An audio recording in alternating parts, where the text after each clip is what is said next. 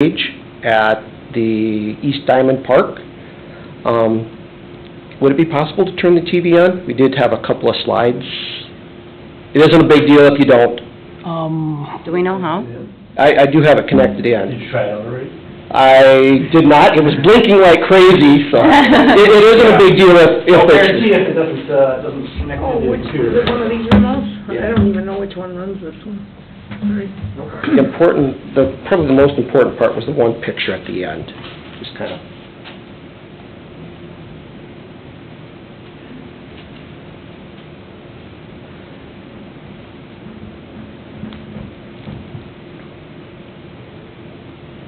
Yeah, I don't know if you got, I don't think That's- you got it. I don't know that's if you got fine. it hooked in right here, so. Okay, that's What if fine. you, see here?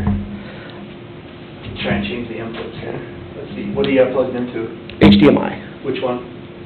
There's only one here, so I don't know. Okay. Oh. Got a little box there, it's blinking like crazy.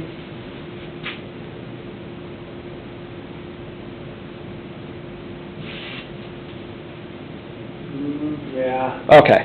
I'm guessing Not- you don't have connected. That's fine. So,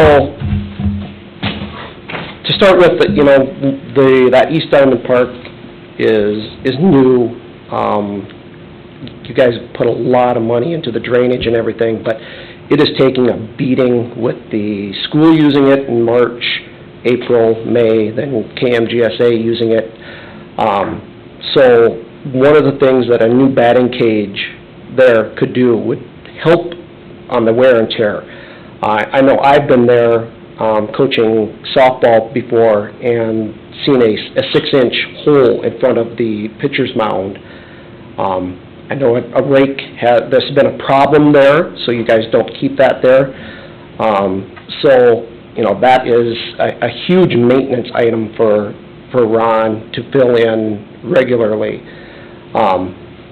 A cage there would allow the players to go out there, practice in the cage. They'd have to chase the ball less. Would give them a place to pitch. The same thing with batting. If they want to come out there, they could go out there and hit balls, not have to chase them in the outfield. Wouldn't be digging up around the batter or the home plate. Would save on some of the maintenance there, and I think that would be beneficial. It also provides a second place for those practices to be held. Right now, if you want to take hitting, you have to do it on the infield, do it on the outfield. Either way you do it, you're going to start building holes, and that's places for water to build up. A batting cage would allow us to have hitting in there, do more fielding on the field, less maintenance, less wear and tear on those spots that really do get the wear and tear. And like I said, I know the school uses it for 7th and 8th grade. I think there might have been one 9th grade game there this last year as well. Again, this would be, that much more beneficial. Also, if you put an 80-foot cage in instead of a 55, it would be useful for baseball as well. Softball, the pitcher's mound is a maximum of 45 feet. Baseball, 60 feet, 6 inches, so that would allow dual use. So the proposal to get things started would be to do that 15-foot by 70-foot. That way it could be used by everybody. Install a permanent steel frame of some sort. I know I'm familiar with the ones there at the varsity field where they use those I-beams. I don't know why they use those I-beams. That's, I don't know what they were planning to hit into it. I think that was a student industrial shop project. It could be. There's no reason that they used anything that big. I think the one that's at the Veterans Park there is structurally sound and much less expensive. And then an additional item that could be added would be if you put poles along the sides then too, you could also put up hitting or bow net nets, and that is something that KMGSA would be willing to provide. We've already, as the bow nets that we already use get damaged, we end up a tendency to throw the nets away, and the nets are perfectly good. It's the frames that are shot. So, you know, a couple of extra poles there could be permanent spots that would even take some of the wear and tear away from the cage as well, for soft toss, for tee work, etc. The one thing I was hoping to have the TV for was kind of I have a couple of pictures of potential areas that it would be. On the south side, on the first baseline, there's a fire hydrant just to the east of the gates to get in there. From that fire hydrant to the outfield fence is about 85 feet. So a batting cage would work really well in there, give you 15 feet of clearance in front of the fire hydrant. The fire hydrant was 10 feet away off the fence. So if you put that back 15 feet, you'd have a straight shot to all those houses that are straight to the east. It wouldn't impede the fire department. And at the end of the fence to the sidewalk is 40 feet.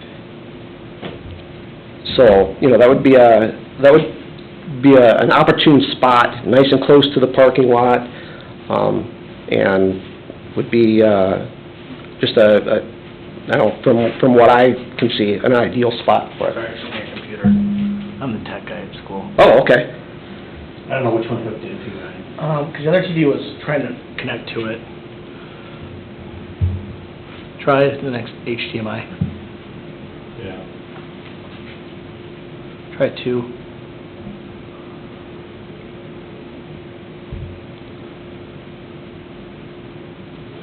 And let's try 3.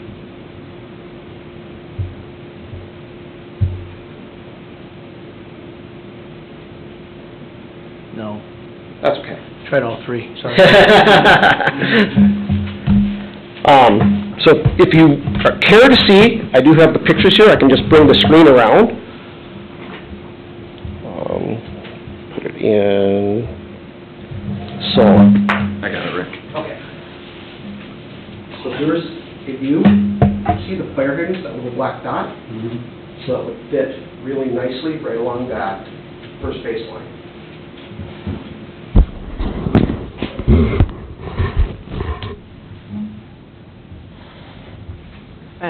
Mm-hmm. Okay.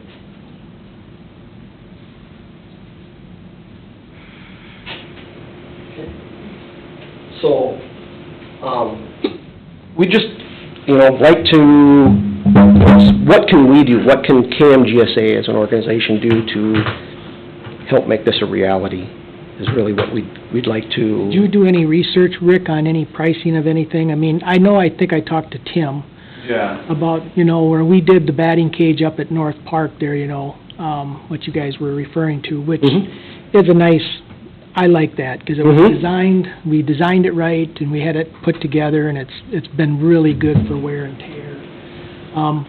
When I was telling Tim on the phone, I know that we went through Beacon Athletics out of Wisconsin, and that's where we found the batting cage, the netting, the post, the whole breakaway thing, because after so much, the wind up there, whatever, we have the clips that bad windstorm, they're gonna break away and then not hurt the netting. Yep.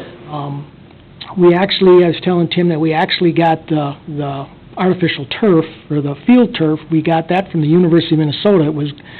It was setting up at the school that we had purchased from Mike McDonald, who took care of all of TCF Bank Stadium, and they wanted to get rid of it. Well, we sent a truck up probably about 10 years ago and got it, but we kept it, because we thought, who knows what we're going to do with it in the future. Well, it worked out nice. But I do know that Beacon, I was telling Tim, does sell the same kind of turf, which I feel, if you're going to have a batting cage, you got to have a good surface, and a something surface that's going to go through our Minnesota winters. Right. We have to. You just can't put grass there. Yep. Otherwise, you're just going to have a mess. Right. So we decided at that time, the park department decided, well, we need a good foundation. So, we put the crushed rock in there, tamped it all, and then we decided, we got a hold of our local cement man, was Stone by Stone, and we decided to put a 2-foot border around all the side to keep it all together and stuff, and it's really worked out really well. And I think by the time I look back, and after I talked to Tim, I wanted to look back, and yeah, we spent probably close to about $10,000 on the project. We, a city, besides Sheldon putting the cement in, but we formed everything, and we tamped everything. Besides him pouring the concrete, that's pretty much what we had involved in that project. And I think we did that project, it was probably about 6 years ago. Okay? I had budgeted that, because I wanted to make sure that we had a batting cage, because I know that the high school baseball program was going to be coming up there and using the North 2 ball field for 9th grade baseball games, because the school at the time was going to be tearing out that B squad baseball field. Sure. So I know Mark Matusta, we have a joint powers group, and he had mentioned something that they really would like to see if they could use our North Park 2 facility for that. And the athletic director, Brock Trinan, said, well, you know, it'd be nice to have a batting cage because other teams come from other towns, da-da-da. So I think at that time, if you can remember, Liza, we decided to put a batting cage up there, and that's how we did it. We budgeted the next year, then we got the money, we did the project. Sure. Yep. Okay. We did have some help with the joint ventures. I think it was minimal dollars at that time, because they were doing so many projects, you know, they could only give so much money away at that point. But yes, I mean, it was always our intention, I know, at the park board, is to keep developing that field, and you guys can add whatever you want, because I know you guys have been here for a long time. And I told Tim, you know, that we have a design for, you know, a future concession, bathroom, picnic shelter area right to the north side of that parking lot, because there's stubbed water and sewer that goes up there already. That was put in when we developed the property. And the other development that is going on is that we are going to be putting a playground modular. At first, it was in that little diamond right next to 11th Avenue. Well, it just wasn't big enough. So we decided to wait on the playground and then put the playground in right field once we get monies and decide as a park board to put monies into a playground, okay? And I know me and Tim looked at the area and that stuff, and I know that on the right field area, their side is kind of a perfect area because it's close to the dugout, whatever. We were thinking, which is not a bad area, which Tim was talking to me even, you know, today, was something out, kind of out in left center field where it's flat. You know, an area like that. Because there's another thing we also have to take in consideration, because the property to the north is future parkland that's going to be developed, another 4.5 acres. And it's been brought up at the park board, and quote me if I'm saying this wrong, but there's a possibility even maybe putting another field there with that area. So if we did put that area out kind of left center field for a cage, in the future it might be a good, where both fields could use it. Right. Totally agree. Makes You know, sense. Yep. you know, so that's kind of where we were kind of thinking, you know, for the area, if this becomes the reality to have one. Does anybody else got any comments on that? How much, well, I'm thinking if you take a second field, what if each field had its own batting cage? Are we looking, you know, what's the dollars? I mean, figure if they get used that much, and you got activity on both fields, and both teams, or all 4 teams could be using, you know, the cage simultaneously. Well, of course, that would be ideal. Right. Versus shared, so, because you're looking at what along which baseline is a... First baseline. First baseline. First baseline. Yeah. Okay. Which would be furthest away from the second field. Correct. Hence, the second ball field ever gets developed has its own batting cage for that field, so that's just my thought, a dual one, so what you're looking for is, you know, can we get one sooner than later? And also, can it be moved?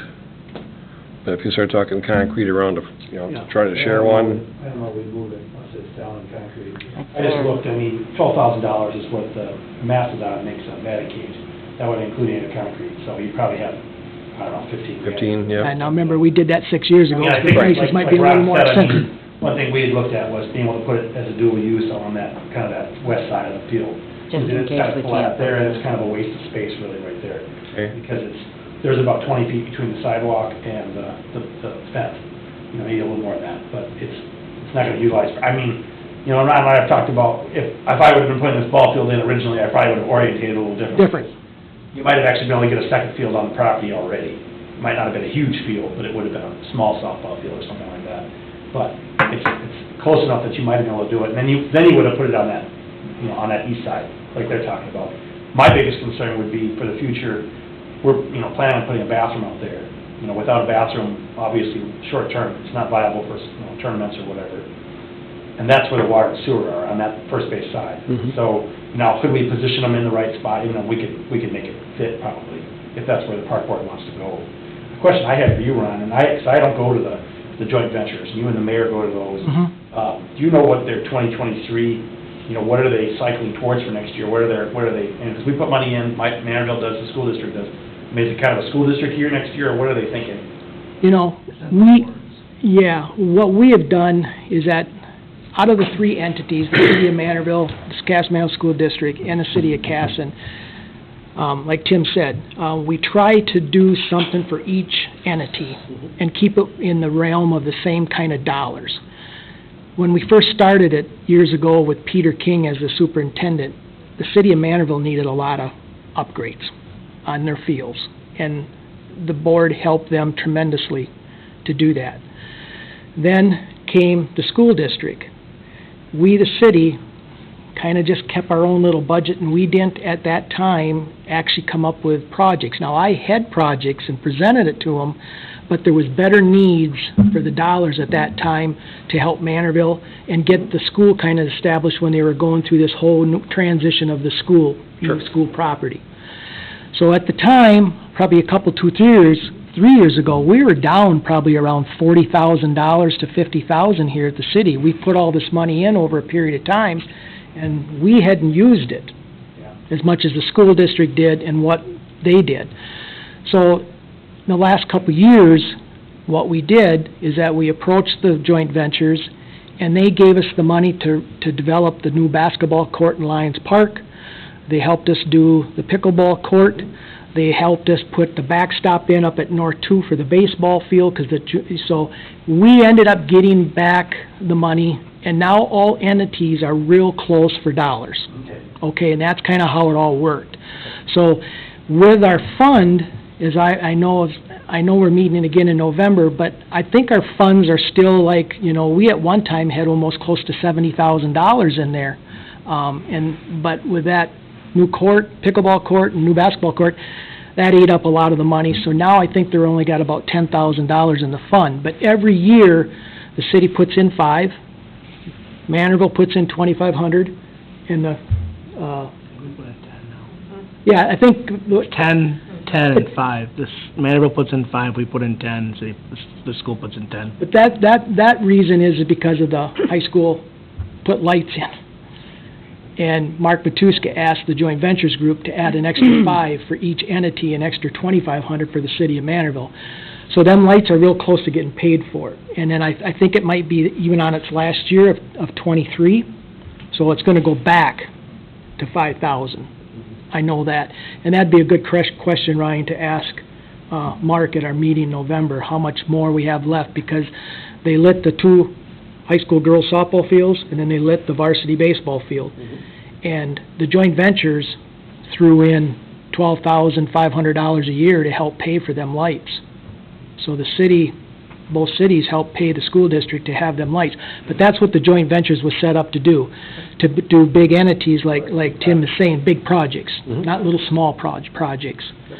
And so when it came to the batting cage, I felt at that time that it's our property, it's our city, we have a budget, we'll plan ahead, we'll budget it out, we'll put the batting cage in. Sure. So I did not ask for any money for the batting cage and that stuff. And there's certain things that board was set up to do was big projects, buy equipment. We share a top dresser, we share kind of things, you know, like aerators and stuff like that, where all entities are able to use it to help do our fields, okay, to maintain them. And that's where that group was set up.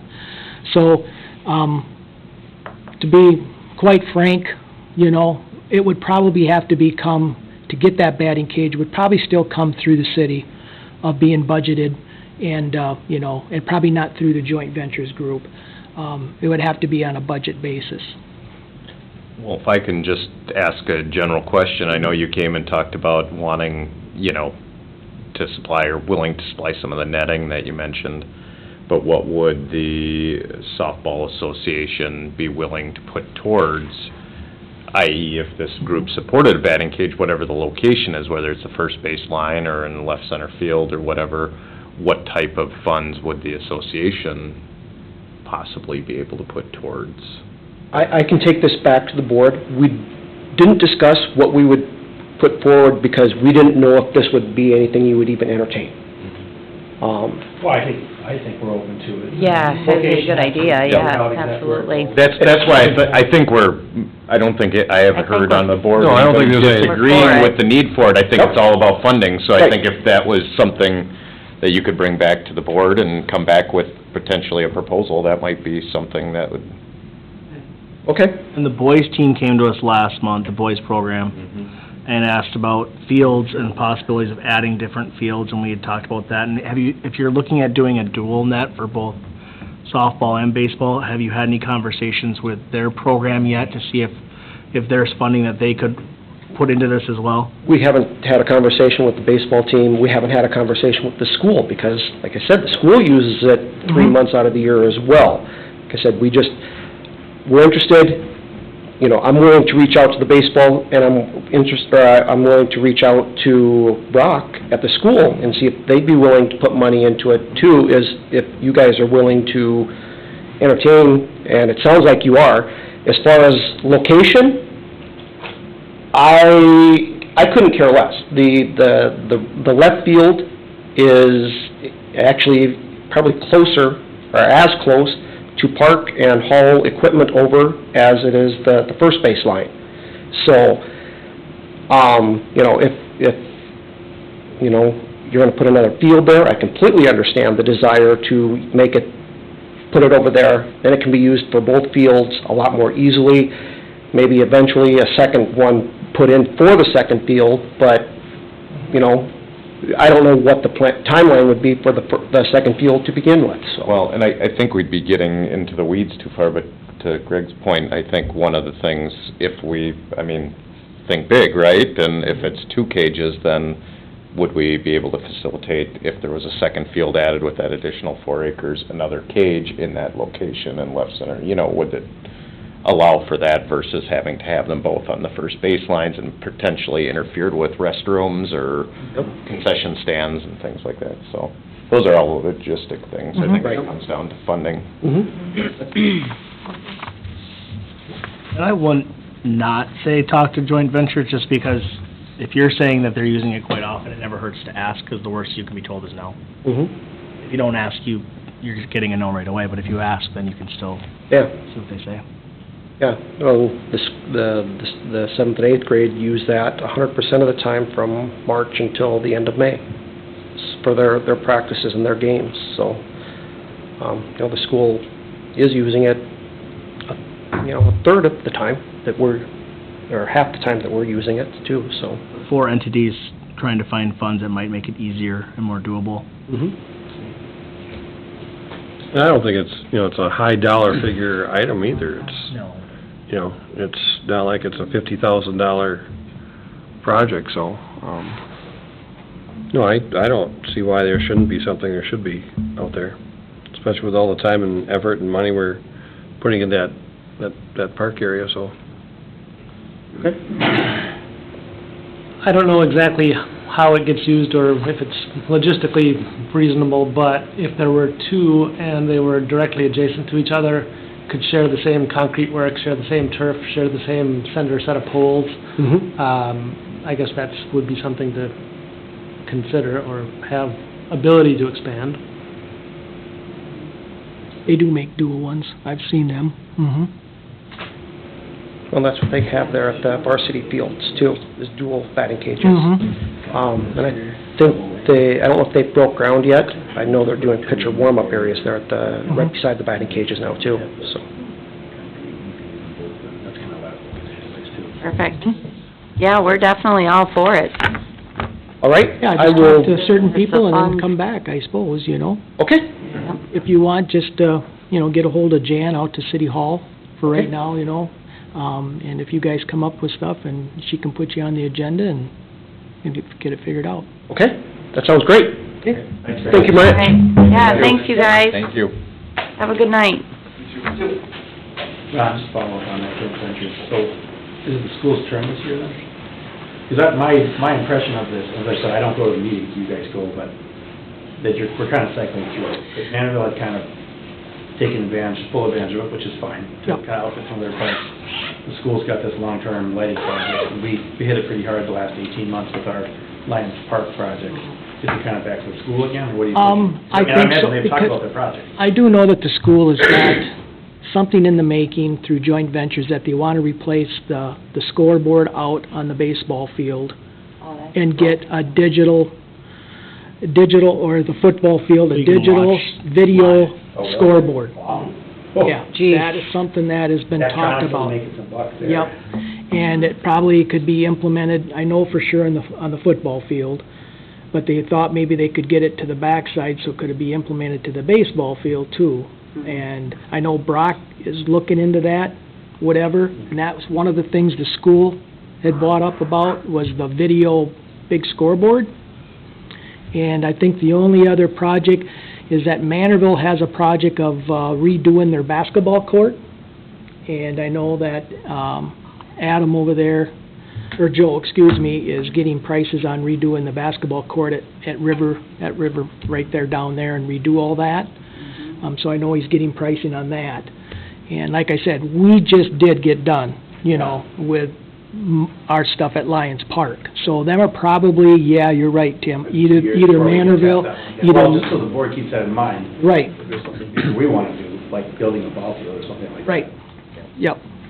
So that's kind of how it plays out with them, Yeah, or tennis courts. so, okay? All right. Thanks, John. Okay, thank Thank you. you, guys. Good night. You too. Can you think of anything else, Ryan? I think them are... I think those were the big ones. It's been a couple months since we had that meeting. It's been almost a month and a half. I know it was the scoreboard was the big one. Brock brought that up, and they were looking for ways to fund that and looking at joint ventures as some source of funding, but it's an expensive project, but it sounds like something they really want to do, and I think the current scoreboard its life expectancy is reaching its end, so looking at an upgrade with the same company, so. It's not a budgeted item, just so you guys all know. That was not something Ron included in this budget, which was approved by council in September. So unless there's some additional funding that comes from outside sources, I don't know that it's likely to come into our project scope for 2023, but it could certainly be 2024, you know. All right. Okay, down to estimates of the tennis court surface. I'll let Tim take this. Well, I'll pass this Okay. around, just so you can kind of a sample of what we're talking about. A little backstory. I went on vacation this summer for a week down to Lake of the Ozarks, which is a nice, place to go here, visit, enjoy it. I stopped, I've got a 14-month-old, well, not a 15-month-old, but, she's good for about 2 hours in the car until I gotta take a break. So we stopped in Story City, Iowa, was our first stop. And stopped in the park, took her to the aquatic center. They've got a nice little aquatic center, and right next to it is their tennis courts. And it was a twoplex, kind of like what we've got. And I walked over there, I took a look at it, and took some pictures, and it's a tile court. And I looked at the undersurface, and it had been, it was a tennis court that they just put these tiles on top of. So when I got back to work, I emailed the public works director and the city manager in Story City and asked them some questions about it. And they indicated it was about 15 years old, and it looked really, really good to me. And they said, we don't really do anything with it, that area floods, so they found that it's just better to put this tile down. So I got a hold of a couple of companies, and the estimate and you should have all received that, I think, from Jan, she emailed that out, whether you printed it out or not. there are a lot of different companies that do this kind of work, or at least 3 or 4 in our area, a lot of companies throughout the country. This was a company that just recently finished doing a sport court in West Concord. So our city engineer actually had their contact information, and I reached out to them to get a little quote. And Ron and I met with their representative out there at the court, and she looked at the court, and she had some different feedback, and there were 2 options they gave us. One was a little bit more expensive, not a little bit more, quite a bit more expensive. And then there was a second option, which Ron and I both felt would be more, probably more palatable. Which, the nice thing about it would be, it wouldn't require us to excavate this. It would be allowed to, repair existing cracks. They would, could potentially do a surface coating, and then they would install a sport court suspended surface over the top. It would include 4 pickleball courts, so you'd have 1 on each half of the tennis court, and then you'd have the 2 tennis courts as well. So you can kind of see the breakdown there. It's about $120,000. I got some quotes, too, from other companies. Mostly those were not for installation. They were just for the materials. So you could have a company that would, and even on this quote, you can see that, if our Public Works Department, were to do repairs and were to paint the surface and things like that, some of those costs could be reduced some. Did talk to the council briefly. They recommended bringing this to Park and Rec for review. They are interested in getting a solution for this court. Obviously, we've already had 1 year without the courts being operational. That's not ideal, certainly from our perspective, at a point where it's kind of a safety concern last year. So at the last meeting, they thought that they probably would recommend outsourcing the whole project. That was kind of the feeling from the council members that were there. At the same time, I'm open to options too. Talking with Ron, workforce flow, it probably would be a pretty labor-intensive project, but it would also be kind of like a week where they would have to just all focus on that project, and that's not out of sight. We've done that before. Recently, they worked on the cemetery for 3 days or whatever, and pretty much the whole crew hit that, and the same thing for the Veterans Park. They were all hands on deck to get the mulch out there. So it's possible that we could do some of the work ourselves, which at the same time, the nice thing about having an outside group installed is then you get the full warranty, which, we talked about the representative. If anything needs to be tweaked, they come and tweak it. They'll come for a certain period of time after that for free, and then, after 5 years, if you have a little issue, you call them and they adjust it or whatnot. So, basically, my recommendation of council would be to utilize this option for that current site, as opposed to excavating the site, tearing it out, and pouring new courts. Because I think it'll extend the life of those. And so I want to bring those to the Park and Rec Board, just to let you know that's kind of what I'm looking at right now, and then kind of get your feedback, if you're familiar at all with courts of this nature. We had talked about earlier about maybe doing a larger complex. That site is not the most conducive for a 6-court complex. We could do it. We could fit it. Ron and I kind of measured it off, taped it off, and they would be north-south facing courts, which is really not ideal. Or they'd be east-west facing courts, because so you'd have an issue with sun. And we also felt at this time that the school doesn't really have a tennis program, and so it's harder for us to justify doing a 6-plex. If the school were to have that program, or if they were interested in doing something greater, we would probably collaborate with them in the future, and a property that's closer to the school site itself, because it doesn't make a lot of sense for us to do something where 2 courts is probably less than I'd like, but it's probably, 2 new courts would be adequate for a residential population right now, at least the tennis playing population. Also, the pickleball component is something that I think would be a good selling point as well. So, any thoughts or feedback? Just a question. I see the 2 different approaches in the quotes here, based on a whole new surface. What's the confidence in spending $16,000 and repairing the surface and putting this floating surface over the top, that the longevity is there? Well, that's a good question. I can't give you a perfect answer because I've never installed one of these myself. And I do have emails, like I said, from the folks down at Story City, and I pulled up their tile and looked underneath it, and, they've never done anything to it since. Okay. It's 15 years old. I can send you some pictures, too, Yeah, from the site. No, I don't know. When I spoke with the lady, she said the only issue they have, if you don't replace the whole thing with concrete, is there do tend to be dead spots at sometimes. Yep. So, like pickleball, I told Ron, the trick is to make sure you know where the dead spots are, and then you just take advantage of that. Dominant player, as long as you're on one side of the court or not. For residential use, I don't think it would be a huge downside. I'm not anticipating this is going to be, it's going to be what it is. Yep. If there are a couple spots.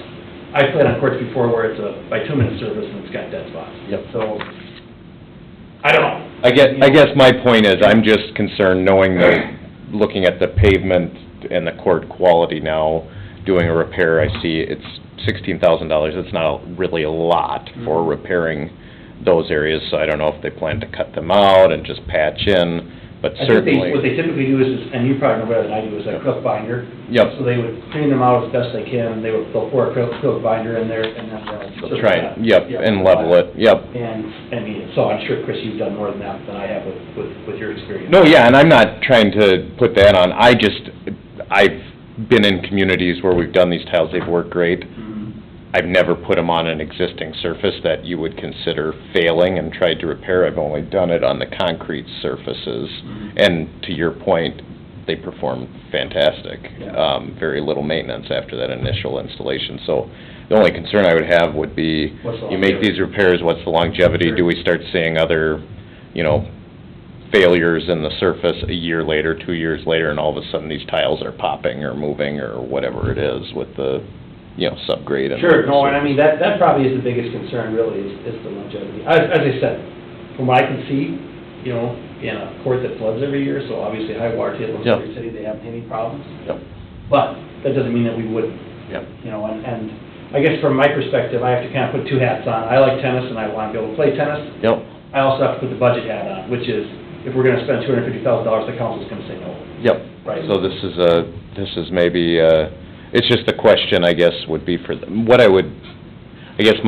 end question I would have would certainly just be, okay, you said they come, they can get it right, if there's any issues, they're gonna come out. How long the surface, if they came out and we did everything with them, would they say, we're gonna stand behind, you're gonna have a playable surface for 5 years? Or whatever, meaning if there's undulations or something changes, they'll pop the tiles, they'll make the repairs, they'll put it back, or what is Well, that no, that's a like? good follow-up question, because I can certainly ask what their warranty looks like, or maybe I can have you follow up, Ron, with that, I think your name is Jen, or something like that. So warranty question on surface. 'Cause I'm sure they warranty the tiles for however many years, I think it's just the surface, the subgrade or the... Or what point they're coming to come in, to fix something that, they couldn't control here, I think is what you're saying, so. Yes, yeah, exactly. Well, I So think part of warranty it would also covered. be, we're gonna get a warranty, and then our staff is gonna also have to follow up. So maybe if they prep the surface the first time, and then 5 years from now, if there's an issue, our guys have to go in and patch the cracks and paint the thing over again. I guess from my experience, I've done courts twice in Blue Earth and another community in Tyler, and they were short-term fixes, because the courts were old. And the council didn't want to spend $250,000 to repair a couple of courts. So, we went and patched it up, and then they put they called it an eggshell, it's just the acrylic, top over the top, and the last time I did it in Blue Earth, the guy said, well, you're gonna get, 3 to 5 years, and you're gonna have to replace these courts, because this is the last time I can do this. Yep. And so... Well, I think the tile, right there. I think the don't know. tile solution is something that would be a longer-term fix than that exact thing. It's just, what does that look like for the investment? Yeah. And I don't know, the question, Ron and I talked a little bit about it, is I can't see us doing concrete there, just because of the cost of it. We replaced, how many, 20 feet of sidewalk, or whatever that was? Yep. In front of Veterans Park, that project's finally done. That was a $14,000 for, just in front of the Veterans Park wall, was $14,000. Here I feel pretty good, all that project's under budget, we're good, and then that project was twice as much as what, Sheldon bid at it, a year and a half ago. Of course, we need to get it done, and maybe we can find somebody who can do it cheaper, but that's so we probably do by 2 minute surface, which, it'd be better because it'd be gravel, it'd be fresh, it'd be designed a little better, engineered better, these good engineers that are around here, But I don't know, I could definitely follow up on the warranty question. That's a good question for sure. Are there plans to put full fencing around that whole area then? I don't think we would. The nice thing about it for right now, for the folks in Park and Rec, is they can actually access that court from the east side. They've got that garage door, and they could potentially pull out onto that if they need to, so. If bikes will use that, is that gonna mess with the surface, or is it not gonna hurt it? I don't think so, from Pretty my understanding of it, it shouldn't. It's a pretty heavy tile, and they're all connected, so it's not like a pop out or anything like that, but that's another good It's a question. good I can ask question. the bikes. We'll have to update the lighting in that area. We talked about at council. We like the fact that the fence is already there, Right. which saves on funding. But I think council was in agreement, we need to do something with those courts because they'll get used. Otherwise, it's just an eyesore at this point. Well, right, I guess that's part of my thing is the timeline is, you know, if we don't do something probably in the next 3 to 6 months, you know, we're just tearing out because there's no reason to keep those there when there's just a safety hazard, so. I would be curious if we, the community, made the investment, just seeing the use of the pickleball courts that have been installed, and then if you stripe it accordingly so that you could have additional pickleball facilities, I think if you had a decent surface, there'd be people fighting between pickleball and tennis. You know, I've got, Mhm. you know, as I drive by, depending which way I go to work, and I go by the pickleball court, and every time I drive by, I'm thinking we should have put in another court. Just, 'cause wasn't there some of the pro football, or Hollywood Stars or something are now having a pickleball tournament where there's multiple people? There's a pickleball league actually that's owned. But I think LeBron James owns a team. Yeah, that's right. But there was some sort of little tournament where there's gonna be all these celebrities now doing this pickleball tournament, so I'm thinking, so as they're putting this on the ESPN or wherever this is, I'm hearing this, I'm like, we need to have almost more courts. So, Yeah, and that's one of the reasons I thought we would probably strike those for pickleball, Yeah. because I think if you have 4 courts, I mean, with 1 court, you get some use, but it isn't really what they expect. I mean, they want to be able to have groups, because usually it's not just 4 people that want to play, it's 10 people that want to play. right. And so either they have to take turns or rotate in, you know, so they're looking at probably at least 2. See, that's why I envisioned it, you know, kinda wish you had just put another court down there right away, to snap your finger and be done, but yeah, you know, to get these on those tennis courts up there too would be. And there's gonna be, well, once that apartment complex gets built, you know, there's gonna be a lot more people using the parks up at Lions too, so. Well, I mean, it sounds like a joint ventures project, right, Ron? Yep. Well, I mean, granted, now we spent $22,000 to pave, I mean, mostly paving and striping on that. So, I mean, yeah, I don't know, I mean, cost is always gonna be an issue. For me, I'm looking at, okay, maybe if I would've pushed harder on Wednesday, we only had 3 council members, I could've gotten it approved just that night, and the mayor wasn't there.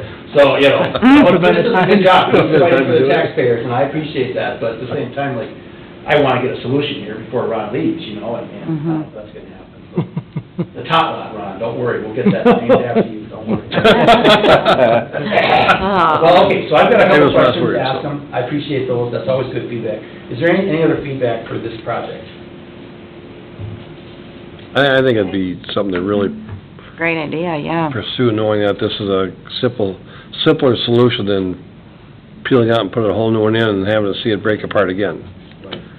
So, if More there's a cost-effective, community that's got yeah. the success, you know, someone in the same temperature region which we are, And that was a big thing for It's me, good to was see. the question about, you know, how does it wear? Because, yeah, down in Florida or down in Texas or whatever, you might not be having a big issue, but that's why I was, and maybe I'll forward that email to you, or maybe I'll send it to Janet, she can forward it out to you, some of the feedback from the folks in Story City, because it was good to hear, you know, their park public works director was the park supervisor, was like, oh, we don't even touch it, you know, and we'll send out those pictures too, Jan, so if you don't mind, I'll. that'd be cool. Is there a difference in warranty if we install versus they install? Like, what is the difference? I'm guessing there probably is, but I don't know what that is, and I can find out that too, we can ask some more questions about that. All right, well, I appreciate that, thank you very Okay. much. Thank you. Good. That's awesome. Okay, we're gonna go down, so Janet brought, was wondering about the tree lighting agenda for this year. And she says that she suggested December 3rd. And then, of course, we'll do what we did, is this our 3rd year? 4th year? Years I fly. think they've done at least 3. 4, do we have two Is at it the fourth? the gazebo and one at the, The wall. by the Yep, wall? so this is our 4th year, yep. And then again, we'll ask, At least for it, 'cause was my year the first year, my first year here was the first year they did it? I thought they had done it the year before too. I think it might even be longer than your. I think Yeah, this might be the it might be the 5th I, even. yeah, yep, I think it is. Yeah, they had the gazebo more than 2. I think that's been like maybe 4 years at the gazebo. Well, and then we kinda lost 2 years in Yeah, so I bet it is 5, definitely. But, for a date, you guys, anything specific that you're thinking? I thought we should I think we should tie it in with, Christmas in Casson. Last year it was not Yes, heavily that- attended. Yes.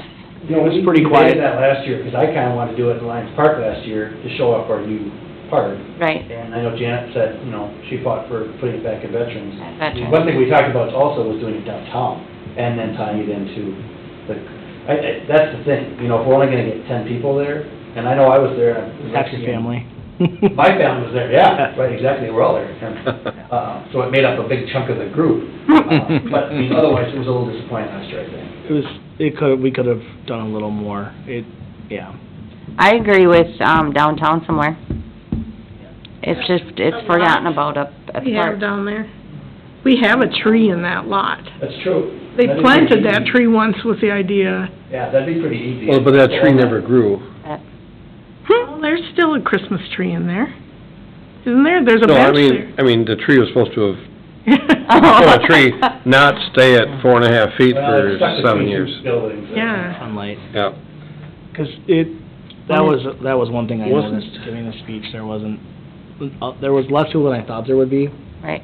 And there was an issue with some of the lighting of it and the acoustics and sound and getting electricity all the way out there. So I think a change in location will be good, but also we had talked after that at this meeting that we should look at tying it in with that Christmas and Cast because there's so much going on already. There's a lot of people there already, I mean, you might get better media attention too, I mean, you know, put it on the schedule of events and people will come and, I agree 100%, you're gonna make it a thing, make it a real thing, you know. And it doesn't have to necessarily be at night, does it?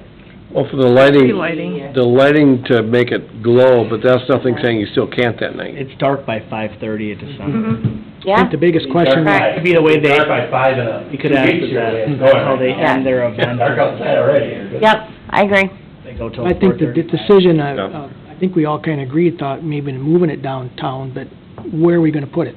Where is it gonna be? Did that lot between the two buildings get sold? It's pending, I mean, I would suspect by December 3rd, it'll still be available to use for this year. There's a No- big, no there's a guarantee big for next- sale sign in the front of that now, too. Yeah, we can take that down, you guys put it up, you can take it down. Won't be you, Ron. Won't be me. You'll be down in Palm Springs. Oh. You know, the size of the tree might not be, that's there planted, might not be the adequate size for the tree. The tree we had out there last year was as tall as I am. Yeah, it was a small tree last year. I don't know, I mean, you know, I don't care, you know, if we get a bigger tree, I don't think we keep it downtown though. I think if we do the ceremony downtown, we can move it up to Veterans Park, you know, kinda like we have. I just worry about it being downtown. I mean, I don't think that's a long-term fix to have the tree there, but I guess, I mean, up to you guys. It's only for a month, so maybe it'd be fine. It'd be pretty having it downtown, just because of, you know, it's not overly lit up, but it's off to the side, and it's downtown. You know, you get people not going out to the North Park, because there's no activities going out there unless they're gonna be in the playgrounds, but at that point, they're already I cleared know- out. I know where I got the trees, you know, all the previous years from Brian out at Houston, tried to stay local, but he can't get anything over 10 foot no more. So if we're gonna get a tree and put it downtown, we're gonna have to go probably down to Sargent's or Jim Whiting's and get a tree and possibly get it ordered right away here. If we What's want wrong with the 10-foot tree?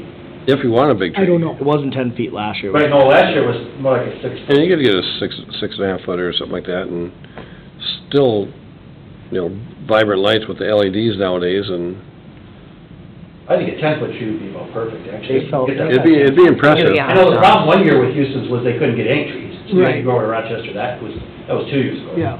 They didn't have anything before December like 15th, So- it was bad. We should talk to Brian because that truck comes in at a certain time. I think they deliver them, you know, right around, few days before Thanksgiving. Yep. Talk to Brian there at Houston's. And he has no problem. We just go order a 9-foot balsam fir or whatever, you know, and 9, 10-foot balsam fir, and when they come in, call us. We just go pick it up. Right. So when is Christmas in Casson this year? It's always the first weekend in I think December. it's December 3rd or whatever, I think that is the weekend. Yeah, they always have it the first weekend in December. Okay. Otherwise, would it work on that corner by the parking lot, by the liquor store? It could work. That out it- there. And people could see it as they're driving in and... Yeah, it could as right as you came in. I don't know, but I think the lots are closer down to like the Legion and stuff, so to me that makes sense to do that site if we can. It says downtown Christmas on the chamber website is 12/4, oh, it's 2021. They haven't Okay. They haven't updated the It's website. always the first weekend. I think it's that week of the third, because I was at their chamber meeting like last week. And the year after, The we'll put third. it in the roundabout. Right in the The year center. after, we're gonna put it in the roundabout. A rubber, one Oh, my that's kind of gosh. swing that just... Then everyone will drive by and see it. It is December 3rd, Okay, good. yep. So we'll plan on December 3rd then, Yeah, I think that's a good, and, Is there a way to contact the chamber about that day to see if we can incorporate that? Because that's new. Oh, I'm sure we can. I mean, they had their first chamber, did you go to like Christmas and Castle planning? I did not, I wasn't in town, so. Okay, that's the day Congressman Finstead was here. But I think Candy McKern and, I don't think Kathy Kathy would be know. here. Kathy would know. Kathy would, because she's got the reindeer Kathy would coming. know. Yeah, Well, I don't know, she's not doing the remainder this year. It's I thought we were. well, they're doing them, but it's we're getting off topics, but it's the solar people that are paying for it this year. Oh, well, the deer are still coming though. Yeah, but it's a totally different vendor, because the vendor they had quit and everything. Really? So, yeah. Still Rudolph. Sorry. I put in a... Still Rudolph. Rudolph is still working. Yeah, Don't worry. Rudolph is still Moving coming. probably coming as well, but. Okay, all right. Kids watch. Yeah, I'll ask Kathy, and I could talk to Chris next week with, we can talk to Chris and Yeah. County Council, so. Okay. But yeah, I mean, it'll just be adding that to the schedule, which will be 5 o'clock, they'll take a little break, do a tree lighting, and then they'll have, because they got their afternoon events, Perfect. and they got the evening events, and I think most of the evening events kind of, like I said, go towards the Legion a little bit more, so. Perfect. Then we should vet who we have speak this year. Last year's speaker did a nice job to start, and then it went off the reins pretty quick and got pretty political. Whoops. Yeah, if you remember that. You know, I don't remember being political, but it got. It was awkward. You know that. It was awkward. Who was a speaker last year? Pastor from one of the local churches, I forget which one.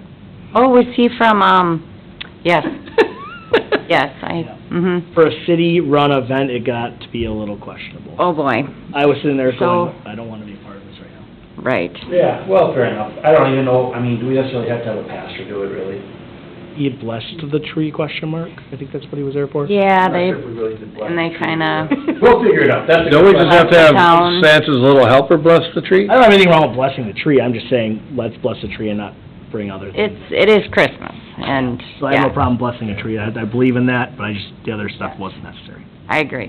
Okay. A little I know vetting. that, has South Zumbro done it yet? I don't know. Because I know Pastor Pete or Pastor Jeff would do it.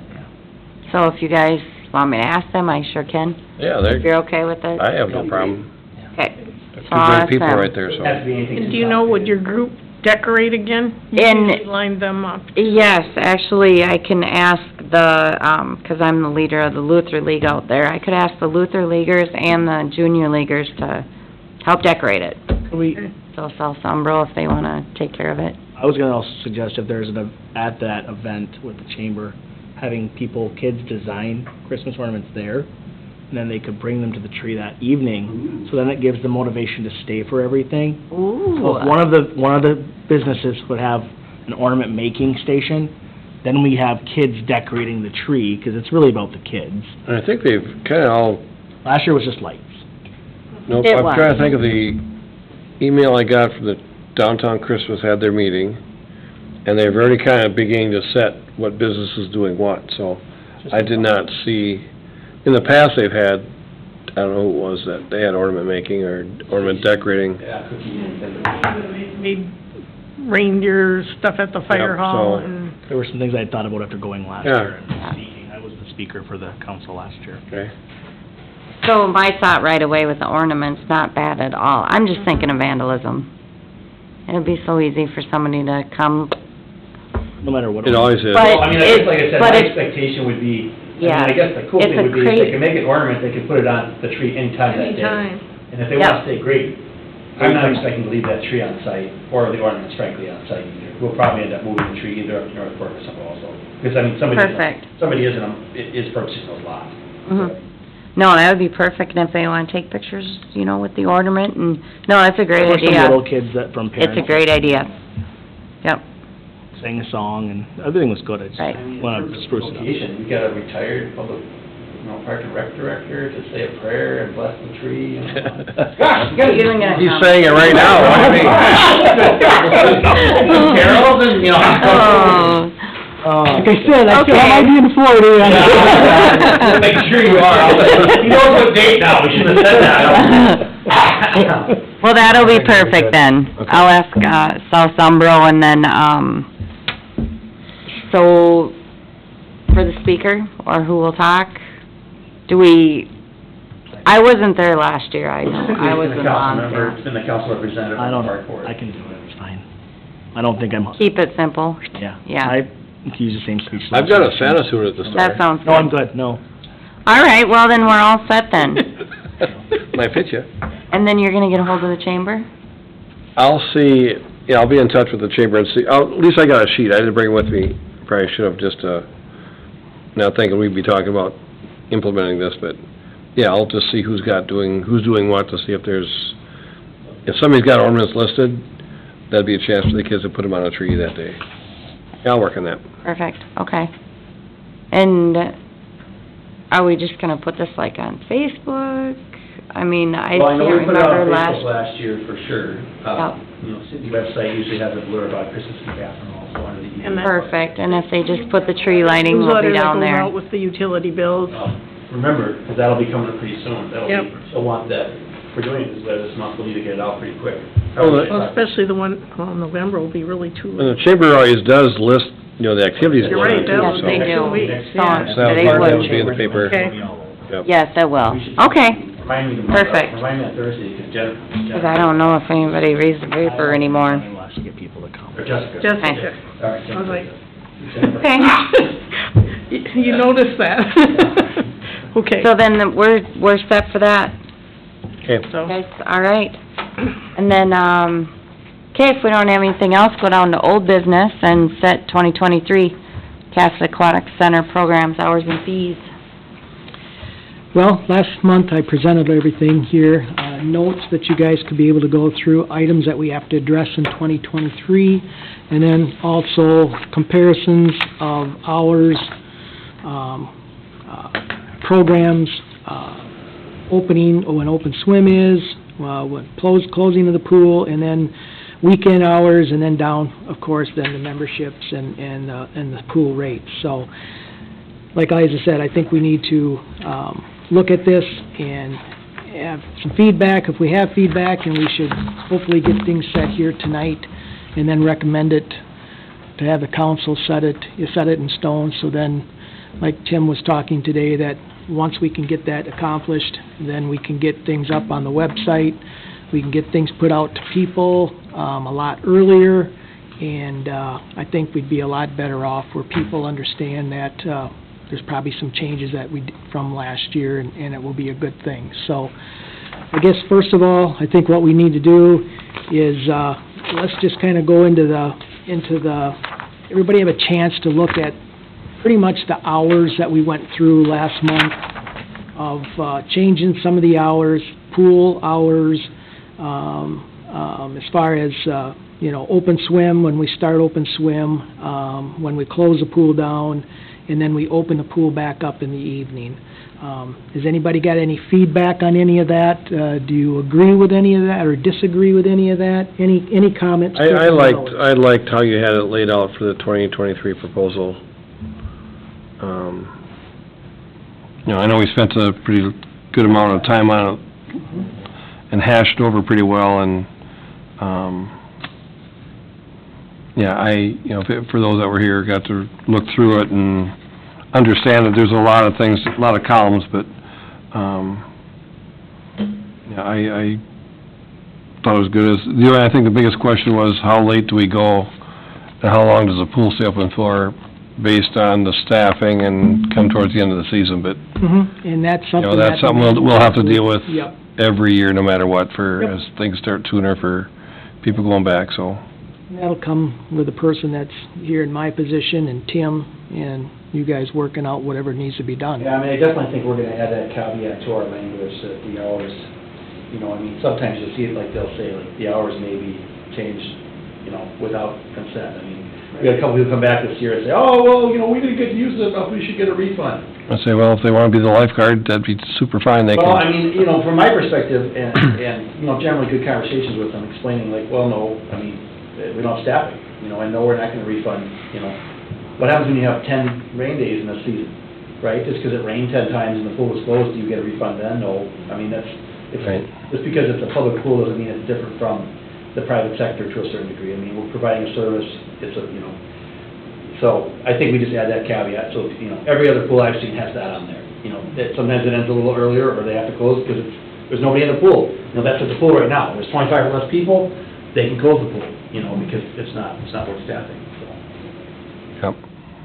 No, I like Kind of in having, agreement with the hours then? yep, the hours are fine. Few things Yeah, it that- looks great. Okay. So I understand this last summer, the evening lessons, those were at 6 o'clock, is that when those were? Yes, we decided to do the lessons last year. If you look back at the 22, we decided to go 2 sessions. So there's 2 sessions. 6 to 7:15, 7:15 to 8, okay? For the evening lessons, is 4 o'clock gonna be too early for people to, for the after work, let's take our kids to lessons time? That was a question that Abby and the 4 assistant managers and myself and Charlie sat down and talked about. Abby at that time felt as long as we can offer at least a session in the evening, no matter at what time, parents do always seem to make some type of arrangement to be able to get their child there. Now, yes, I agree with you, John, and so would all of us say that most parents don't get home to 5:30, 6 o'clock, okay? So what we did is that, as you can see, we put 2 of them sessions at a later. You see that? The June 26th to 30th, that's from 5:15, okay? You see that? It goes from 7:15 to 8 o'clock.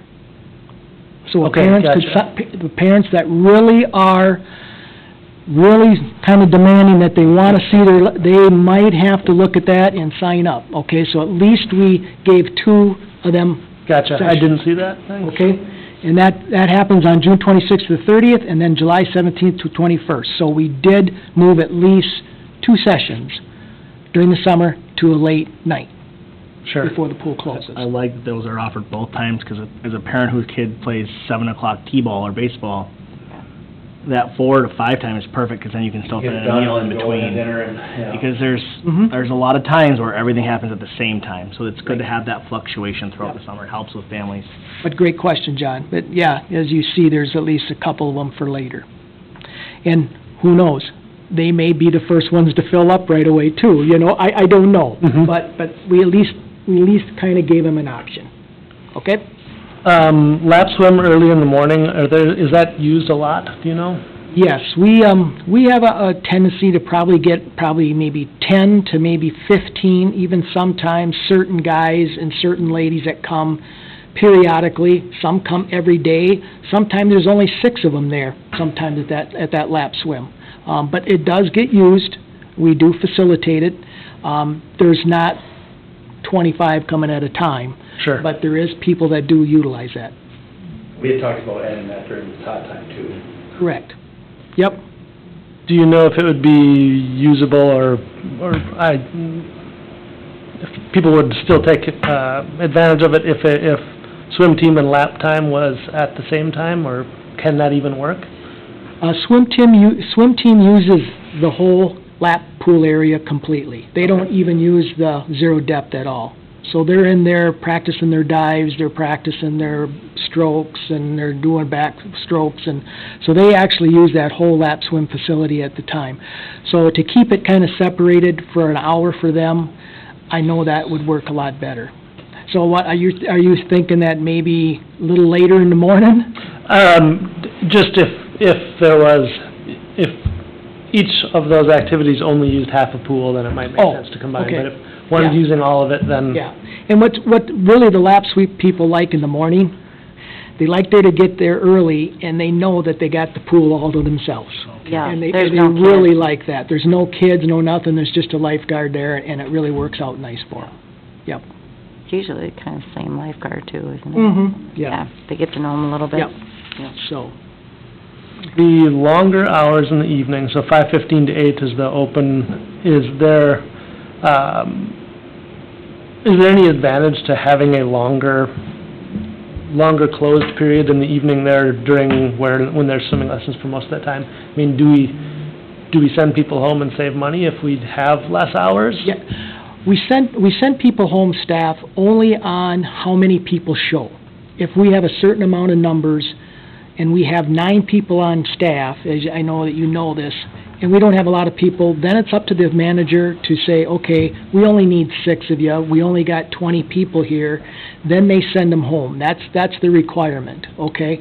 But as far as the 5:15 to 8, that was one of the biggest things that I got feedback from the managers, that besides the lesson parents that liked seeing their kids at night, people wanted to make sure that that was open, because people work all day, they want to come home on a hot night, they want to go swimming.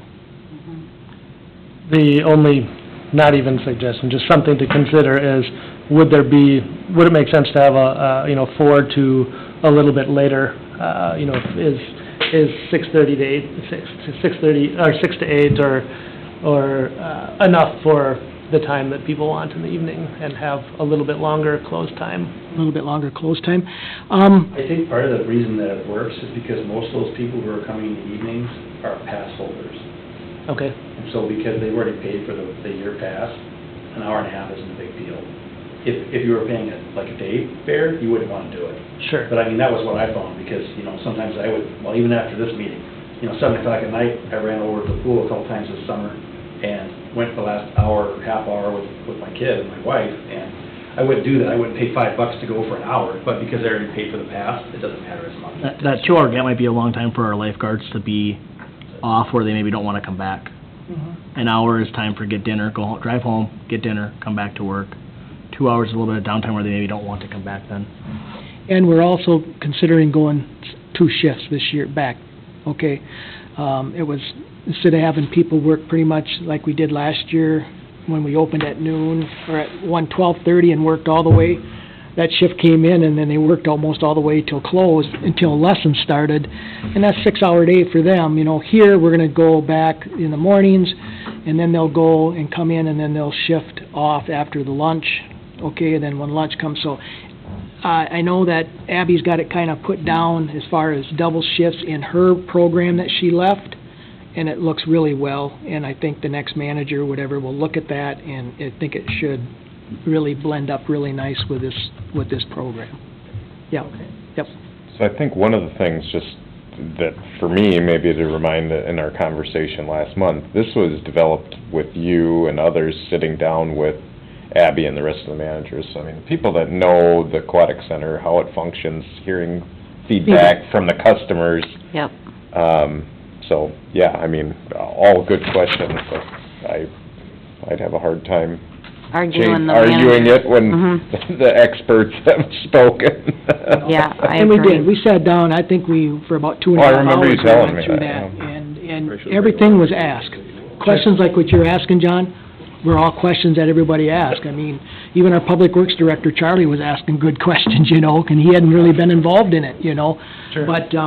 But they're great, legit questions, and the only way that I knew that we could come up with something where we still could offer maybe a few lessons at night, and still keep that pool open to the public in the evening, Right. would probably be our best bet, Yeah, a lot of it's going to depend on our manager, so. Right. That's one thing to keep in mind right now, we're recruiting for a new aquatics manager, and it's not easy, but, somebody gets interested. I tried putting it out on the Castle Parents page, we got a lot of complaints about it this year. I thought, maybe one of these folks who likes to complain would step up and, decide they wanted to serve, but, so far, I don't think we have any applications yet, so it's problematic. So, Ron's gonna be lighting, trees on, fire, he's gonna be saving kids in pools next year, he's gonna have a busy life, retirement, You better have a good vacation before you come back next spring, Ron. Yeah, right, Ron. I'll be over in Have a good Switzerland vacation. next time. Gosh. If somebody who's interested, Yes. I'll be honest with you, we did reduce the qualifications some, because, when I went through the job description, it was gonna be very difficult to find somebody who was gonna be qualified. So it's still, it's gonna be a management position, somebody may not have as much, certification, we need somebody to run the pool, And then we're gonna have to bank on our WSIs and our lifeguards who are well-trained to make sure they're doing that aspect of it. One thing that Ron and I talked about too is stepping up the training. This year, we had a little bit less training, a little bit less hands-on training with our guards once the season started. And we're gonna be doing more of that next year, more of the practice life-saving and things like that, just because, I've been just to drills. a ringer with the loss control folks this year based on some of the things we had happen this summer. And Ron has too, and I think we're hopefully resolved with all that now, but we've been tweaking it. The high dive's gonna be tweaked pretty hard next year, and some people may not like that. You know, Ron's recommending to raise the height regulation on that up to 56 inches, which is what the insurance folks are saying is the way to go. And then also, we're gonna be stationing that lifeguard on the platform instead of having him sit.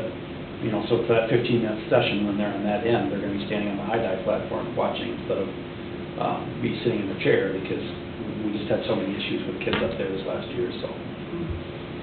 Anyway, you look like you're interested, Liza. I am interested, because no. Oh, man.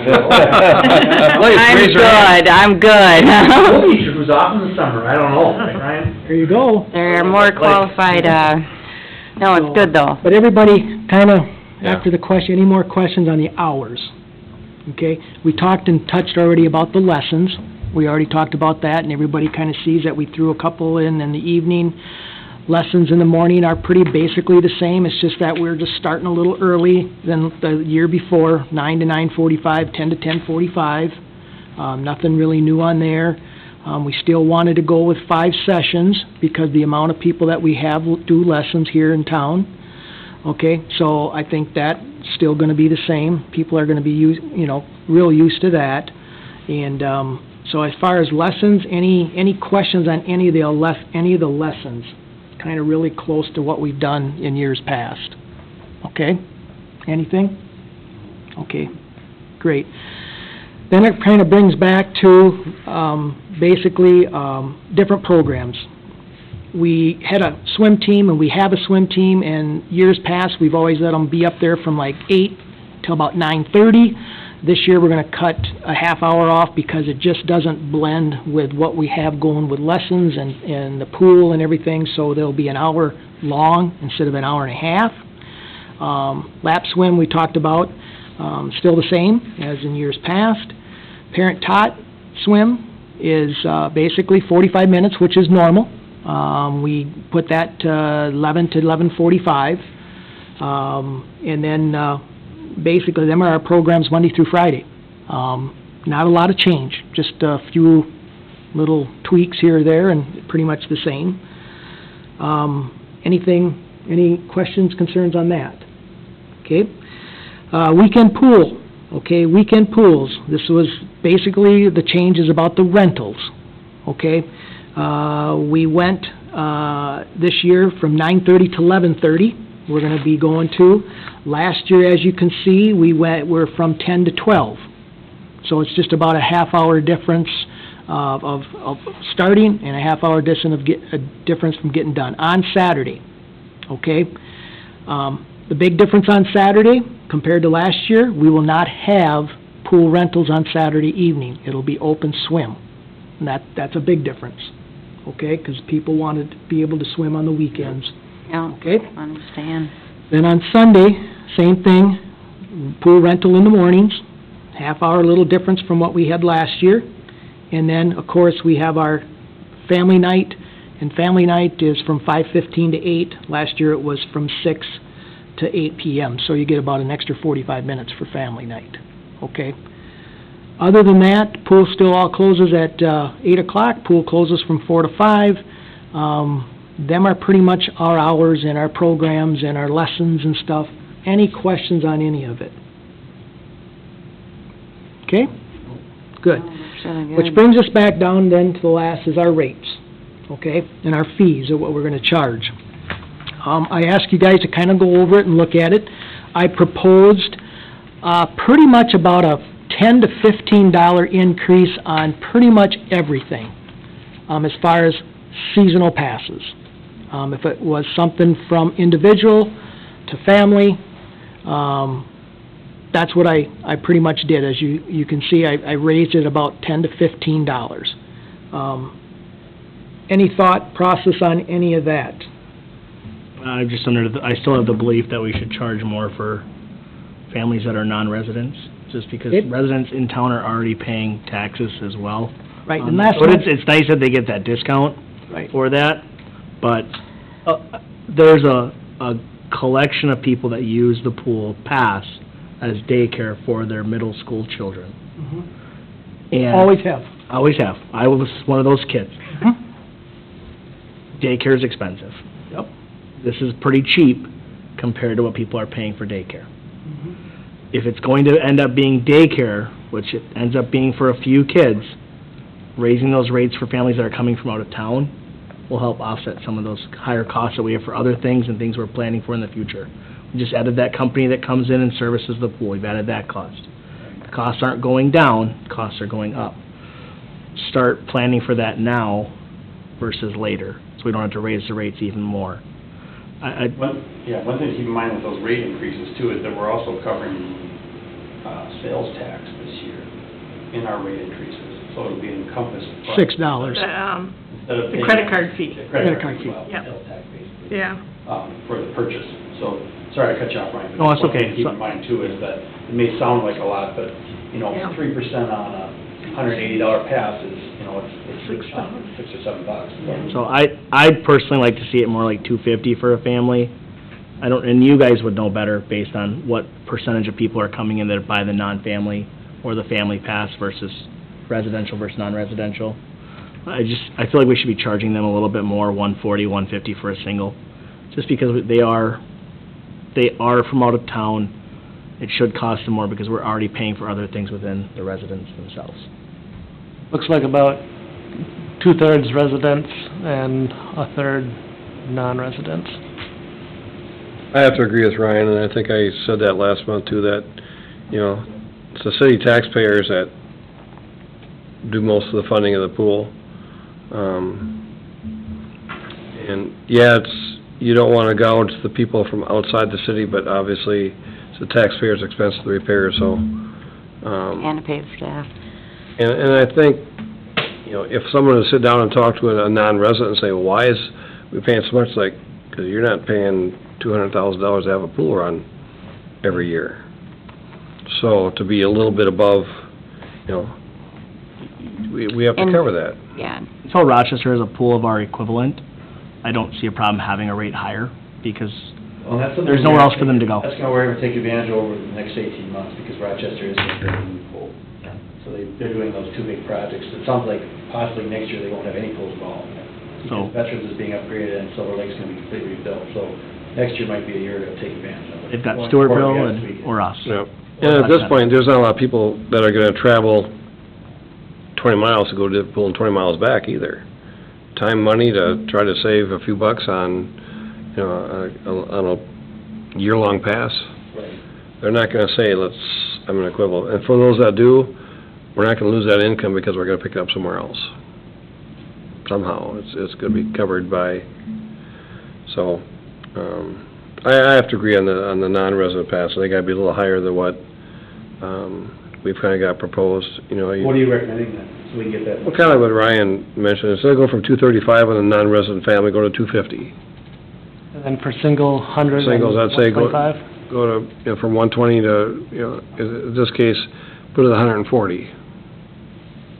So just to that point, should we be thoughtful about having a similar percentage increase from a residential, or from a single to a family? Like if you went to 250, that's a 25% increase if you, for the family, and if you do the single, I think that's what maybe you were bringing up, John. From $100 to 125 would be a Yeah. 25%. I don't know what's gonna turn people away. Certainly, I wouldn't be opposed to even, you know, higher than that, but if that's the thought process and we wanna see where it's at right away, I think. Kind of the feeling that I get just with the hardware store, people are just happy that first of all, our doors are open and we've got product. And it's not they're not equivocating about a cost of something. Yeah, you get 1 in 100, but you know what, that one person, you don't want them to come back in the store anyways. You want them to go bother somebody else, because there's never going to be a good world for them, so, you know, if the services is what we have as a pool that we provide, it's, you know, it's been recognized as a phenomenal establishment, phenomenal pool. you know, let Stewartville, let those other companies get to our rate. Because they're gonna look at us like, well, you're getting that, how come you did it, and we're a little lower? It's like, it works. You know, I don't think it's gonna be, we're not in a battle to try to win swimmers to come or stay.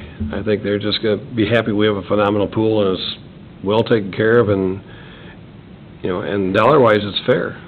Nothing different than going into a restaurant right now that just changes menu and raises their burgers $5. You're still gonna go get that same burger. And we definitely do have to take into account the inflation of everything. You know, chemicals gonna cost a lot more. Now, we're talking 30% increases in chemicals for next year. Wages, we did a bigger jump last year, so I don't expect to see that hit our books quite as hard again. You know, we'll see the inflationary increase from the state with the minimum wage. But yeah, I mean, I don't know, I think going out of town, that probably is where you try to cash flow a little bit more, because I do think folks in town, you hear more issues from them. And I would think, you know, hit the ones out of town this year, you know, don't hit them anymore for the in-towners. You know, they're already taking the hit of the taxes, so we'll see what that does for next year. But, you know, I think the non-resident, we just have to get more. I think in the past, we haven't gotten enough. And we've just trying to be too fair, and now we gotta, you know, take care of ourselves too, so. Yeah. This isn't a Casson-Manorville pool, it's a Casson pool, so yes, we understand that this will impact Manorvillians, if that's the right term, but it's a Casson-paid pool, it's not a Casson-Manorville pool. Well, I've had that thought process too, if when the bond expires, you know, if Byron wants a cheaper rate, if Dodge Center wants a cheaper rate, and Manorville says, hey, you know, if they're willing to buy in, because we're gonna have to issue another bond to upgrade it, because as soon as the SIM expires, that's how pools work. You get 15 years, and then you gotta, you know, put $5 million into it. Because, I mean, I think, you know, to me, that would be where we would start seeing Right. that. I mean, I would say, hey, you know, Byron, you don't build a $10 million pool that you don't need, that failed miserably 2 years ago. You know, you spend it, you know, make it a Casson, Manorville, Byron pool, and you can put in the money to help with this bond issuance. You know, they're on hook. We'll give you the resident rate then. I mean, Right. because I think that's how we build our customer base, is saying, half of Byron doesn't care because they're gonna go to Summerbee. But for the other half of Byron that doesn't, you know, belong to Summerbee, they're gonna wanna go to the pool. And in the summer, that's what I saw, was buses of kids coming over from Byron. I mean, 60, 80 kids, I mean, half the time, most of the kids are from Byron. You know, I'm sure Manorville's got a good group too, but they bring these big camps, or they bring the daycares or whatever, and that's that's great, that's awesome. It goes to show that they love to be at the pool, at our pool. If there's not a discrepancy enough within the cost of a family versus non-family, then a city won't join in with us, because what's the difference in price? There's no benefit to the. Well, that's why I agree. I think if you make the resident versus non-resident, and you have to, I mean, that's a conversation. They have a new city manager at Byron, I have to talk to him and say, hey, here's the deal, you know, you can get on this, and it can, you know, because I'm not shy about saying we need more money for the pool to fix it up, you know. I like the 25%, I think that's a very fair number, percentage-wise. So 250 and 125 for a family non-resident and a single non-resident. 250 and 125? Personally, that's where I would go, just because we want to make up some of those costs, and things aren't getting cheaper, and, yeah, it's not a daycare.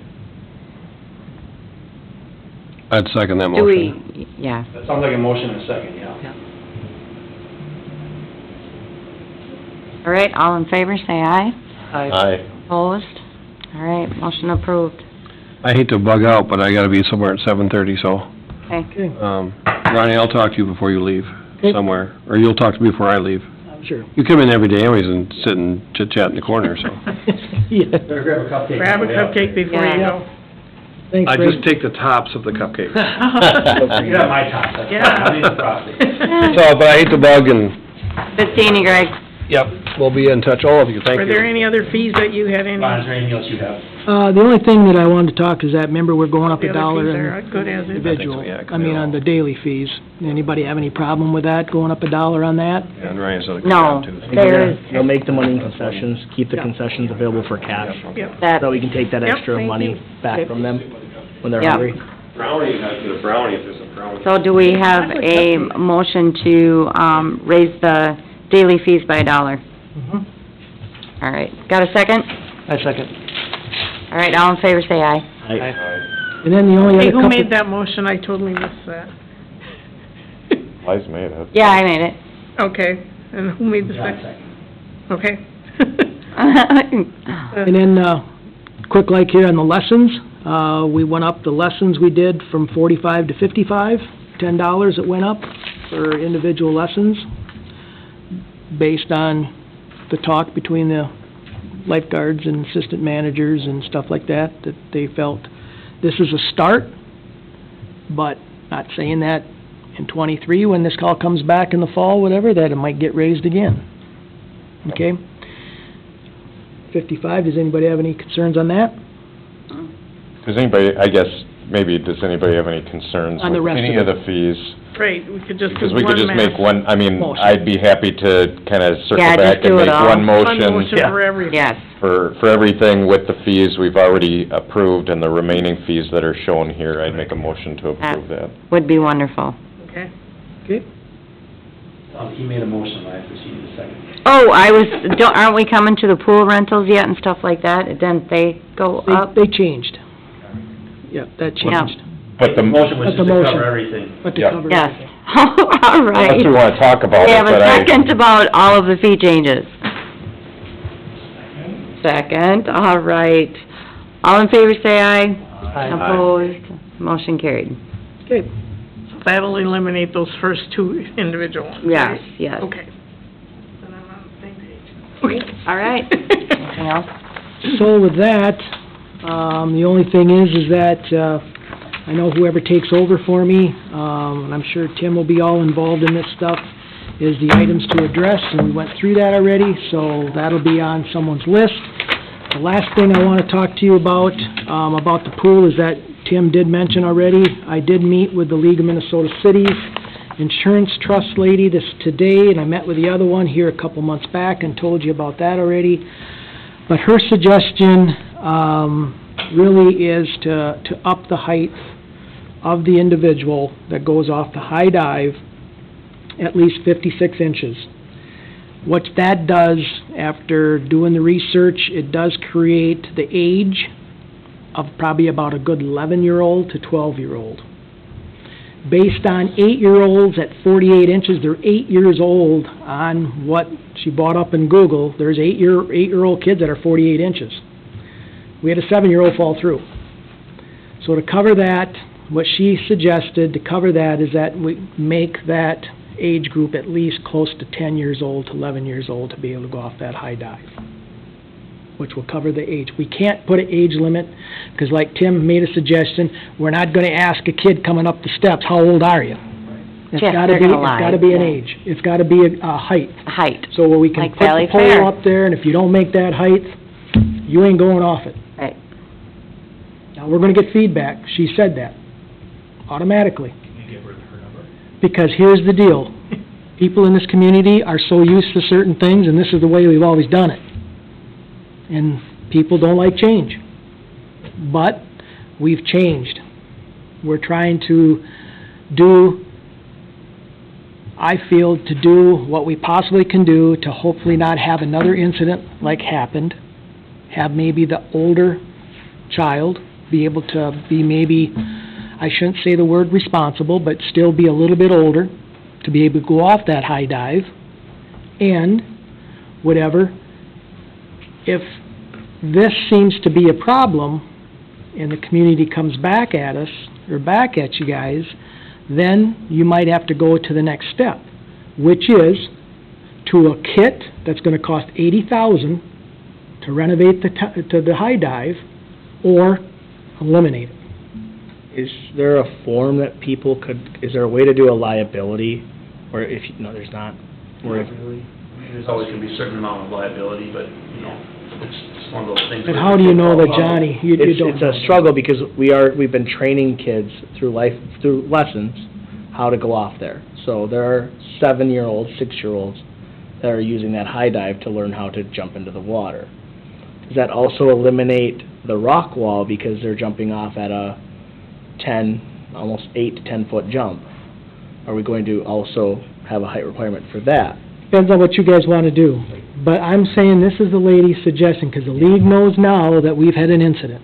Yeah, And if we don't do something, we've been very fortunate. and someone gets hurt again, we got to come up with some established change. We just can't ignore what happened. I think height's a good method. I think maybe a little bit shorter than the 54 inches. My input. Do any other pools in our area have a height requirement for their high dives? And what is that, if they have a level? I don't. I asked this question to Kate today. Have you had any other incidents in any other area pools? She's the southeast rep. She goes, I've been here 3.5 years, no. If these kids did not walk back off the high dive, this would not happen, correct? If this kid's what? That both instances were walking... No, 7-year-old fell through, going out to the board. I thought they were walking back. You've The seen the video, railing, yeah. the railing system is a little bit wider than the board itself. And he was small and skinny and wasn't paying I shouldn't say that. Got it. Yep. In between the railing and the board. Got it. Wasn't, okay? Okay, I understand. Accident? Yes. Until we can afford to pay for that system, I think we just say there's a height requirement. If you don't meet it, you don't go off of it. And we announce that ahead of, just like we are with the changes in times.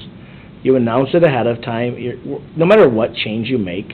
It's not gonna go good Just like not everywhere. letting kids go down the water slide with an adult.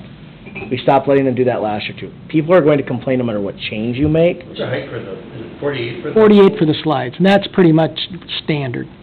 It might be a Valley little more Fair. available, I don't know.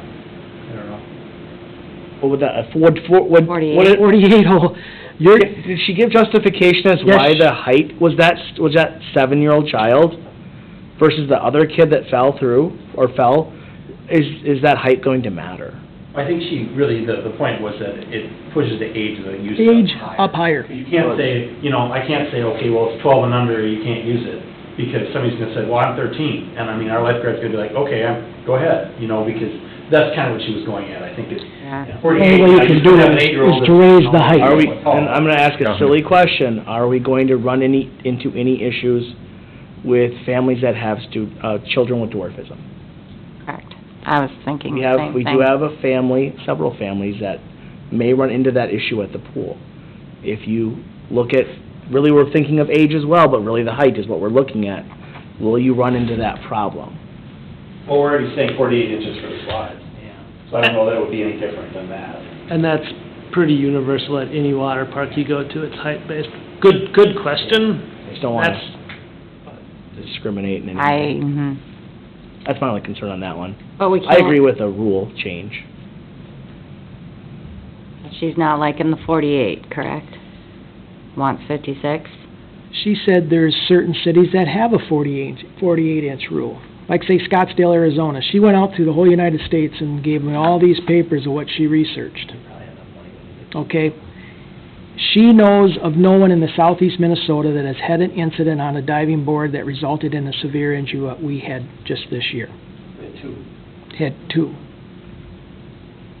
And the reason why the league investigated, because there was another one that happened in 2014 or 15 that never was reported to us at the city, but the person who was involved with it, the adult, called the League of Minnesota City. They did not call the city, didn't give us anything. We can't go back and... So they got 3 incidents of board on the City of Casson Aquatic Center. That's why they sent 2 different people down to look at things to see. And we have video of both. The first one was negligent. No video. No, we don't? Don't have video, nope. Do we want to have video? We only seen the boy falling down from the thing. The video was blocked by the umbrella. It would help to validate. If we ever do have an issue, having on camera might help us. If that's a area of concern, a liability, it might not be a bad thing at some point to look into that. But I like the height requirement. I think that it'll be a pain in the butt, but we get it out there soon enough. If you don't like it, there's other pools. Yeah, just for your We're trying to keep safety, your this kids is the safe. deal. Sorry if you're... Kinda like Valley Fair, it is what it is. We wanna keep our pool open. The mother We don't of, want people to get hurt. the mother of this boy, which I am so sad that the boy had that injury, we all are, she actually just really, when she got a hold of the league, she wants to just make sure what we as the park board of the city is gonna do to hopefully not have another incident happen. What is the city of Casson gonna do? Karen also went on the parent blog and talked about it as well, which never helps. No. So, this is where it started from. So, When you complain on Facebook, we'll make changes, but you can't complain when we make the changes you asked for. You asked for changes to the pool and wanted us to address it. This is what we were told to do. We're following those rules. I mean, I think the biggest key too is, so the other tweak is that we're gonna have a lifeguard stand on the platform. I think that's probably Huge. gonna prevent a lot of the problems. With this one, I mean, the nice thing about saying, here's the height guideline, because I guarantee you, there'll be kids that are not 56 inches tall that'll go up on the high dive. But what it might prevent is the blatantly obvious ones, where the kid is obviously too small or too young to really be going out of the high dive. I mean, and that's kind of what, the lifeguard has to be able to say, okay, you know, you're obviously not big enough to go on, you know. You're eliminating a good chunk of the population of kids that go off there now. Well, Which yeah. is, yeah, it's gonna be, your phone better have a good voicemail inbox system. I'll just direct all the calls to Councilman Christensen, that way fine. He can be reached at the school, here's his extension. Yeah, I'll check it in the summer. I'm sure. Yeah. See, that's why it works out well. No matter what we Well, I do. mean, it's up to you as a board, if you don't feel comfortable with it, you know, Ron, talk to the league. I mean, the league isn't gonna say, Nope. we're pulling your insurance. Do what you wanna do. It's just a matter of, this is what they're saying they think we should do. If you wanna keep it at 48 inches, that's easy to justify. Say, hey, slides are 48 inches, the height requirement for this is 48 inches. If people want to complain, but they're gonna complain about no matter what you do, probably. So it's kind of up to you as a board, you know, to make a recommendation. And the council may not choose to follow that. That's their prerogative too. Yeah, that's I very guarantee you, true. they're gonna hear about it, you know. So right now, though, just to look at that, certainly that's an option, right, not to do anything or put it at 48. But now it's on public record. We know what the recommendations are, right, from a loss consultant that's Her suggestion. evaluated. She writes here, Yep. her suggestion. Yep. So, I mean, I would also question what level of risk the city runs or something if we don't adhere. Yes, our insurance isn't gonna get pulled, but if there's another incident and we don't adhere to what those recommendations as a matter of public record, then what? I mean, I guess, when Ron and I talked about it, we felt like, here's you call it, what do you use, tubes or whatever? Yep, we use, PVC pipe Conduit, stuff, yeah. conduit. So, I mean, here's the guideline, everyone knows what it is. So if some kid goes off the diving board, hopefully they're fine. And if they aren't, you know, maybe it was our lifeguard who should have checked harder, but guess what? That kid knew what the guideline was, their parents knew what the guideline was. So in terms of reducing liability, they made a conscious decision to go off the diving board anyways, even though they knew they were breaking the rules. I'm not gonna ask a 15-year-old or 16-year-old to say, oh, no, you're too short yet. If it's blatantly obvious, then if they feel uncomfortable about it, then yes. But I think we just say, here's what, I mean, because you know people fudge all the time. I mean, in the long run, I think we just lay it out. I don't know. It may become an issue, it may not become an issue. If we don't have the incident, a couple of years from now, it may change, you know? Or we may eliminate the high dive, or we may change the fittings or whatever. But I think we just lay out the guideline. It's just like any rule. Speeding, right? I know what the speed limit is, and, yeah, I've gone over once or twice, but it's on me if I get caught, you know? In the long term, I'd like to see us try to update that so that kids that are capable of swimming and know how to use it can use it, but right now we can't afford that. So I like the idea of the height requirement, but eventually start saving for that, because that is a good chunk of kids that are learning how to swim and are capable of doing it that lose out on that feature. Well, They still have a little diving. At what age do they start going off the high dive as part of lesson? My daughter did it this year at 7. It's the level, not the age. Grade level 7. I don't know what level she was in. There's only 6 levels. She was not very far. She was in the deep end, so. Okay, so she's in level 5 or level 6. There's only 6 levels, okay? And when you start the beginning, that's kindergartners. Right. Okay, and what kindergartners? 5, 6? Yeah. First grade, 7 years old? Yeah. She was jumping this summer off. They took her off this summer on the high drive. She's 7 years old and she was doing it? How tall is your daughter? That's part of lessons. She's a That's shorter- under more control, that isn't But I think open to the swim. question might be, should it have been part of the Maybe that should lesson? be part of the lesson, yeah. I took lessons out when we were doing high dive when I was No, 7. I didn't either. I'm not It was like the saying- last day. Right. Yeah, I don't think it was a how to dive, it was... But I It mean, was if our What if you're WSIs out are on a lake allowing and that, jumping off maybe a they boat? shouldn't be. I It's- mean, that's... It's good, yeah, So, but, they didn't do it in the level below it, they did it the next level, the next week. So, I don't know what level she was in. so what do you guys think? Do we stick with the 48 like it is the slides, or go up to the 56? I think having the lifeguard up there is gonna be huge, because there won't be kids on the platform Yeah. luring kids back, or, Yeah. and there will be, I think that will be a big step forward by itself. I agree. They'll have that same role where they're telling which person to go, they'll just do it from up top, not the chair. Yep. And because that's a big step forward, maybe we don't need as strict of height requirement.